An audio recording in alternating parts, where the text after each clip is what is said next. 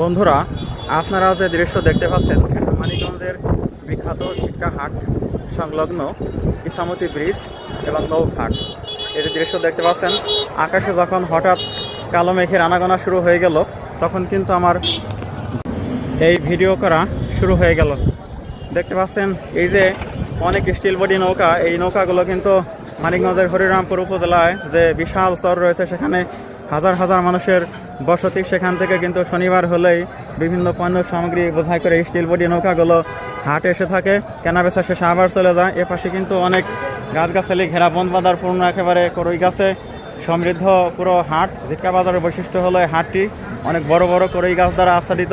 এই পাশে কিন্তু অনেক গাছ দেখতে পাচ্ছেন একেবারে নদীর পার বরাবর। ও পাশে গোপীনাথপুর ইউনিয়ন বাম পাশে, আর ওদিকে ভিতরে আর অনেক বড় বড় গাছ রয়েছে। ওদিকে ঝিটকা সরকারি ঝিটকা উচ্চ বিদ্যালয়।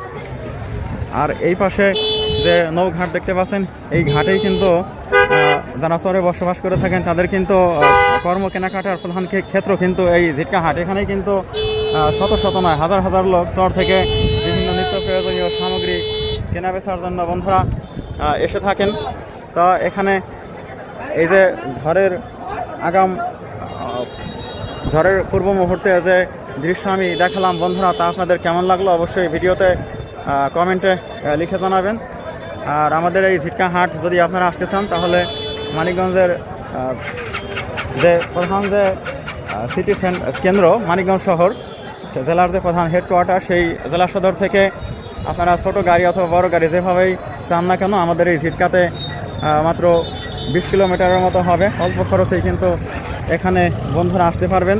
তা আপনারা ভিডিওতে লাইক করবেন, কমেন্ট করবেন, আর চ্যানেল সাবস্ক্রাইব করতে অবশ্যই ভুলবেন না। আপনারা ভালো থাকবেন, সুস্থ থাকবেন। আপনাদের সুন্দর জীবন কামনা করে আমি ঐতিহাসিক ঝিটকা বাজারের শনিবার দিনের এই ভিড়পূর্ণ পরিবেশে ইসামতি নদীর যে ব্রিজ, সেই ব্রিজ থেকে এই ভিডিওটুকু আপনাদেরকে উপহার দিলাম। কেমন লাগলো অবশ্যই জানাবেন। ধন্যবাদ।